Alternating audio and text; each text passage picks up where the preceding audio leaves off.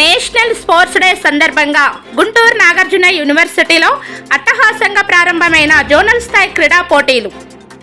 నెల్లూరు, ఎన్టీఆర్, కృష్ణా, పల్నాడు, బాపట్ల, గుంటూరు, ప్రకాశం జిల్లాల నుంచి హాజరైన 2000 మంది క్రీడాకారులు జ్యోతి ప్రజ్వలన చేసి పోటీలను ప్రారంభించిన షాప్ చైర్మన్ రవినాయుడు.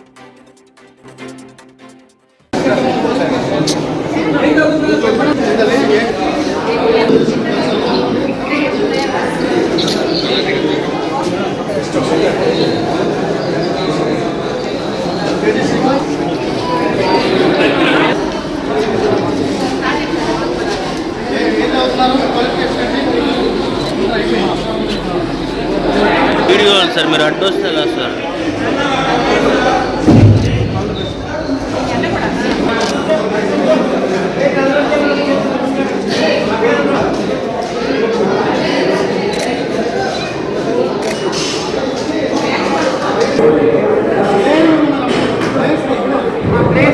ఝాన్సీ గారు ముందు రండి.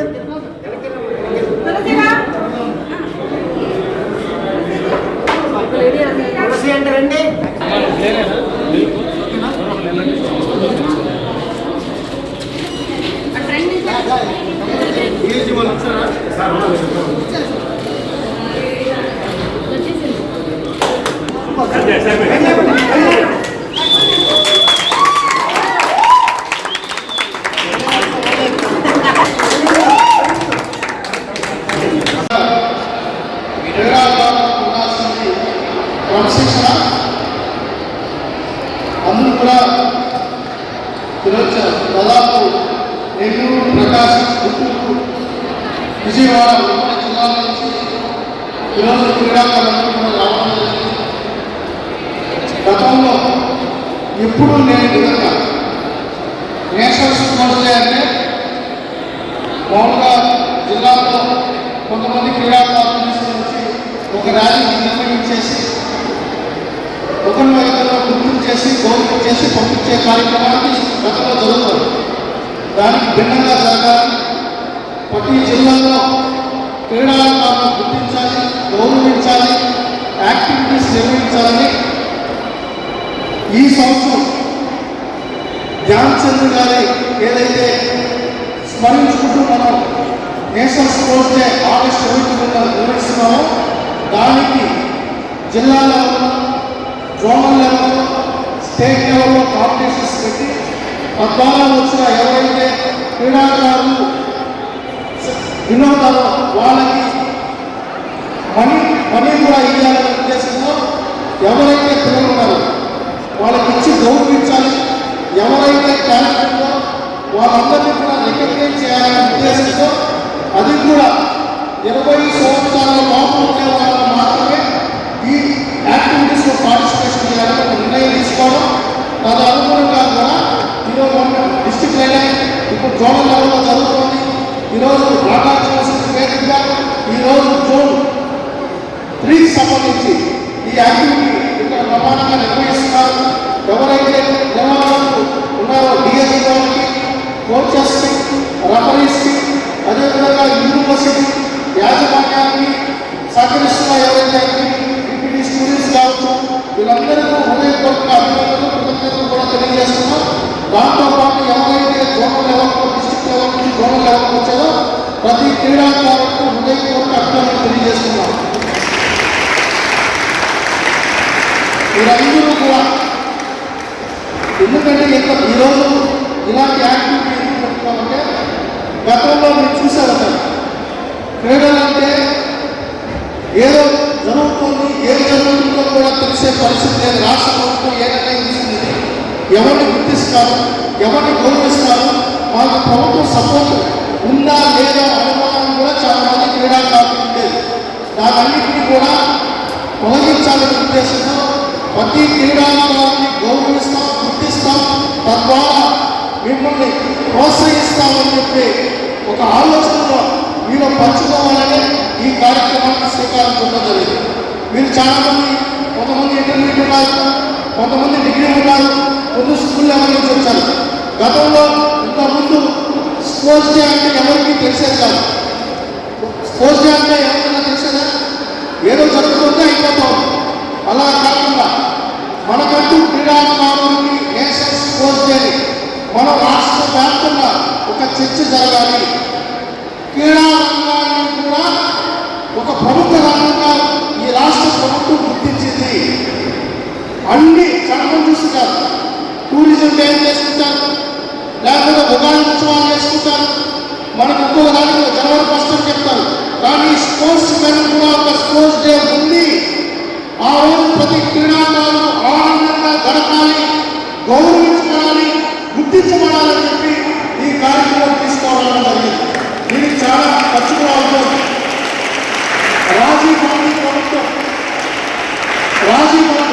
ఈరోజు మేము అందరికీ తీసుకుని వచ్చి ఈరోజు మీకు ఫుడ్ కావచ్చు, అకామిడేషన్ కావచ్చు, ఎంత ఎమ్యూనిటీస్ ఏం చేయాలంటే ఊరికి అవ్వదు. ఖర్చుతో కూడుకున్న వ్యాపారం. ఎక్కడున్న స్టాఫ్ తీయాలి, ఖర్చులు తీయాలి. తర్వాత స్టేట్ లీగ్స్కి మీకు ట్రాన్స్పోర్ట్ కానీ జెర్సీలు కానీ ఇవన్నీ కూడా ఇస్తున్నారు. దాంతో పాటు ఎవరైతే గెలుస్తున్నారో వాళ్ళకి హాకీ అయితే 1,80,000 ఫస్ట్ ప్రైజ్, సెకండ్ ప్రైజ్ అయితే 50,000 రూపాయలు కూడా పెట్టింది. ప్రతి డిసిప్లిన్కి ప్రైజ్ మనీ కూడా పెట్టింది. 29వ తారీఖున విశాఖపట్నం వేదిక గౌరవ ముఖ్యమంత్రి నారా చంద్రబాబు నాయుడు గారి చేతుల మీదుగా స్పోర్ట్స్ డే నిర్వహించి ఎవరైతే గెలుస్తున్నారో స్టేట్లో వాళ్ళకి చంద్రబాబు నాయుడు గారి చేతుల మీద మనీ డిస్ట్రిబ్యూషన్, ప్రైజ్ డిస్ట్రిబ్యూషన్ కూడా అయ్యేది జరుగుతుంది. ఇంత లెవెల్లో ఈ కార్యక్రమానికి శ్రీకారం చుట్టారు. గౌరవ మంత్రి మన స్పోర్ట్స్ మినిస్టర్ గారు కానీ, విద్యాశాఖ మంత్రి గారు కానీ, డిప్యూటీ సీఎం గారు కానీ స్పోర్ట్స్కి అధిక ప్రాధాన్యత ఇస్తున్నారు. బాగా జరగాలి. ఈ రాష్ట్రాన్ని క్రీడాప్రదేశ్గా మార్చాలనే ఉద్దేశంతో మన ఇన్సెంటివ్స్ కూడా మీ అందరికీ తెలియాలి. గతంలో ఇన్సెంటివ్స్ చాలా ఇబ్బందికరంగా ఉండేవి. 2022 ఆందోళన, 23 ఆందోళన, 21 ఆందోళన ఇన్సెంటివ్స్ వచ్చే పరిస్థితిలా ఈ ప్రభుత్వం వస్తానే గత ప్రభుత్వం బకాయిలు పెట్టిన ప్రతి ఇన్సెంటివ్ మనం ఇచ్చాం, పూర్తి చేశాం. ఈ 29 నాటికి ఏదైతే ఇన్సెంటివ్స్ పెండింగ్ ఉన్నాయో అవన్నీ కూడా క్రీడాకారులకు అదొక చేసే కార్యక్రమాన్ని కూడా శ్రీకారం. ఇంకా కానీ మీకు కానీ మెడల్ సాధిస్తే, స్కూల్ గేమ్లో నేషనల్ మెడల్ సాధిస్తే 3 లక్షల రూపాయలు, ఒలింపిక్స్లో గోల్డ్ మెడల్ సాధిస్తే 7 కోట్ల రూపాయలు. ఈ స్థాయిలో నేషనల్ గేమ్స్ అయినా, ఇండియన్ గేమ్స్ అయినా, ఏషియన్ గేమ్స్ అయినా, యూత్ గేమ్స్ అయినా, ఒలింపిక్ గేమ్స్ అయినా ఏ లెవెల్లో మీరు పార్టిసిపేట్ చేసి మెడల్ సాధిస్తారు ఆ లెవెల్లో మీకు గౌరవించే బాధ్యత మేము తీసుకుంటాం.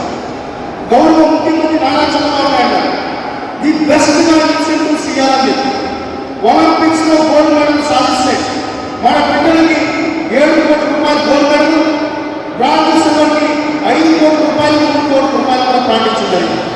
ఆ స్థాయిలో నిధులు కూడా ఇవ్వడానికి, దాంతో పాటు గ్రూప్ 1 పోస్టు కూడా ఒలింపిక్స్లో కానీ మెడల్ సాధిస్తే గ్రూప్ 1 పోస్టు కూడా అంటే కలెక్టర్ ర్యాంకింగ్లో మీకు ఉద్యోగాలు ఇచ్చే కార్యక్రమం కూడా ఈ ప్రభుత్వం తీసుకుంటారు.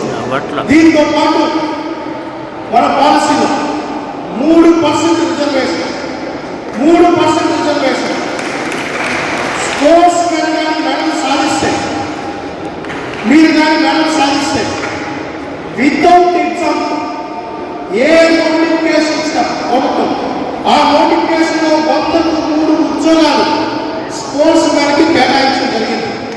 దాంట్లో భాగంగానే మన విద్యాశాఖ మంత్రిగా బిఎస్సీ ప్రకటిస్తే 421 పోస్టులు మన స్పోర్ట్స్ మెన్కి కేటాయించడం జరిగింది. ఇంకా మీరు ఎగ్జామ్ రాయాల్సిందా, మీరు ఏదైతే డిగ్రీ క్వాలిఫికేషన్ ఉంటే చాలు, ఆ క్వాలిఫికేషన్ ఉండి మీరు కానీ మెడల్ కానీ సాధిస్తే, మీకు కానీ సర్టిఫికేట్ కానీ ఉంటే మీకు ఉద్యోగం డైరెక్ట్గా వచ్చే కార్యక్రమాలు కూడా ఈ ప్రభుత్వం తీసుకుంది. ఏ రాష్ట్రంలో లేదు. అటవీ శాఖలో ఈరోజు 600 పోస్టులు నోటిఫికేషన్ ఇస్తే మనకు ఉద్యోగాలు వస్తున్నాయి. మెడికల్ డిపార్ట్మెంట్ నోటిఫికేషన్ ఇస్తే మనకు ఉద్యోగాలు వస్తున్నాయి. ఏ శాఖలో నోటిఫికేషన్ ఇచ్చినా, రిక్రూట్మెంట్ చేసినా స్పోర్ట్స్ మెన్స్కి మనకు ఒక రిజర్వేషన్ ఉంది. ఆ రిజర్వేషన్ ఎందుకు ఇచ్చామంటే మన క్రీడాకారులు అభివృద్ధి చెందాలి. చాలా మంది క్రీడాకారులు మీ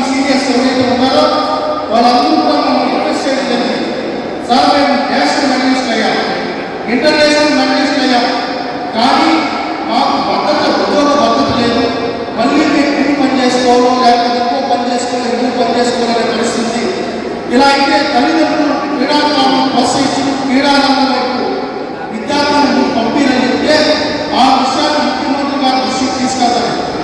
40 సంవత్సరాల కళను 4 నిమిషాల్లో ముఖ్యమంత్రి గారు సాల్వ్ చేశారు. వితౌట్ ఎగ్జామ్లో నోటిఫికేషన్ ఏంటి జీవో ఏంటి అని చెప్పి జీవోను ఇచ్చిన ఏకైక ముఖ్యమంత్రి మన చంద్రబాబు నాయుడు గారు. దాంతో పాటు పోలీస్ శాఖలో ఏఎస్ఐ క్యాడర్ వరకు ప్రతి క్రీడాకారులు నేషనల్ లెవెల్లో కానీ మెడలిస్ట్ అయితే మెంటల్గా ఫిజికల్గా ఫిట్గా ఉంటారు కాబట్టి మిమ్మల్ని డైరెక్ట్గా రిక్రూట్ చేసేదానికి కూడా పోలీస్ శాఖలో 5 డిసిప్లిన్స్లో మీకు డైరెక్ట్ పోస్టింగ్ మనం జీవో తీసుకురావడం జరుగుతాం. ఇవన్నీ ఎందుకు చేస్తున్నామంటే ఒక పక్క ఇన్సెంటివ్స్, ఒక పక్క ఉద్యోగ భద్రత, ఒక పక్క ఇన్ఫ్రాస్ట్రక్చర్ మీద దృష్టి, ఇవన్నీ ఎందుకు పెట్టుకున్నామంటే ఈ రాష్ట్రంలో క్రీడాకారులు మీరు గౌరవిస్తాం, గుర్తిస్తాం, ఈ రాష్ట్ర ఖ్యాతి, ఈ దేశ ఖ్యాతి పెంపొందించే బాధ్యత మీరు తీసుకుంటారనే ఉద్దేశంతో ఇవన్నీ చేస్తాం. మీ బాధ్యత బాగా ఆడాలి, బాగా రాణించడంతో మిమ్మల్ని ఈ దేశంలో కానీ ఈ రాష్ట్రంలో కానీ